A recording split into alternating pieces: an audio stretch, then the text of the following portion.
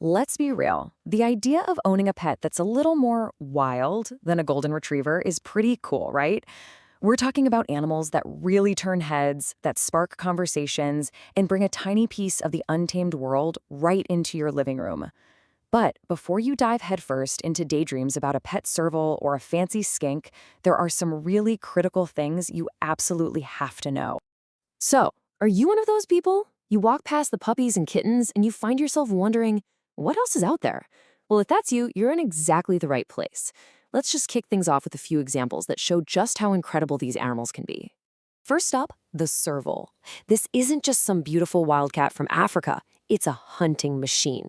Get this, in the wild they make a kill in 1 out of every 2 attempts.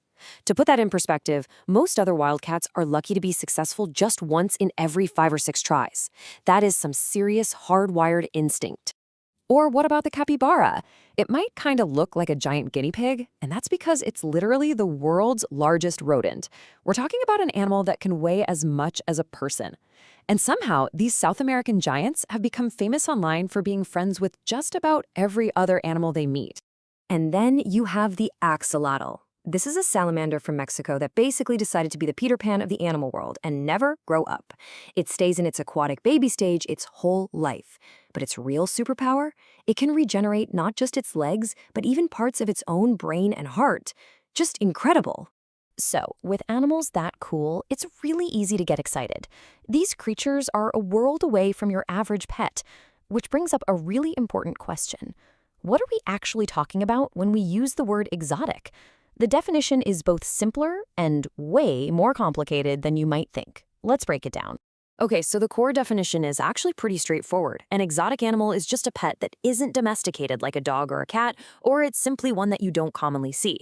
These animals are often incredibly similar, both genetically and in their behavior, to their wild relatives. But here's where it gets a little bit fuzzy. You see, lots of birds, like parrots, are technically exotic. They're not truly domesticated, but we see them so often that they don't really feel that way. On the flip side, an animal like an African pygmy hedgehog is often considered exotic, but it's actually a domesticated species, bred for the pet trade for a long time. So the point is the label can be a bit blurry. All right, let's get to the part you've been waiting for. If you're serious about this, where on earth should you even begin? Let's take a look at what the experts recommend as the best entry-level exotic pets for a first-time owner. And the #1 spot goes to the leopard gecko. Seriously, if you can only consider one species, this is it. They've been bred in captivity for decades, which means they're calm, they're easy to handle, and their care is really, really well understood. They are, by a long shot, the perfect starter reptile. So let's compare the big 3 reptile recommendations. As you can see, the leopard gecko is your classic, reliable choice. It has a low setup cost and a really solid 15 to 20-year lifespan. Next up, the corn snake. These guys are famous for being incredibly low maintenance. The cost is pretty similar to the gecko, but they can live even longer. We're talking up to 25 years. Now, look at the bearded dragon. The setup cost is definitely higher, but what you get in return is an incredible, interactive, almost dog-like personality. All 3 of them are great to handle, so your choice really comes down to your budget, your space, and what kind of long-term commitment you're truly ready for. Okay, we've had our fun, we've looked at all the cool options, maybe you've even picked out your dream reptile. But owning one of these animals is a massive commitment. So now we have to talk about what easy to care for actually means when it comes to space, cost, and health. You know, this might be the single most important question you can ask yourself. Easy for an exotic pet is not the same thing as easy for a goldfish. What it really means is that their needs are well understood and they're achievable for a dedicated owner. But those needs can still be pretty intense. Let's kick off with space. And please, forget those tiny glass boxes you see in some pet shops. Experienced keepers have much better guidelines. A Reddit user who keeps large monitor lizards shared this fantastic rule of thumb. The enclosure needs to be a minimum of 2 times the animal's total length. Just let that sink in for a second.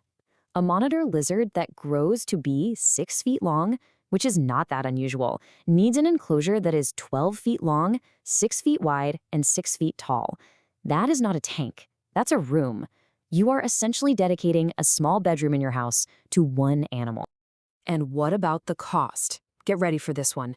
The number you're looking at right here, over 1,300 pounds. That is the potential total cost for just the first year of owning a typical exotic pet in the UK.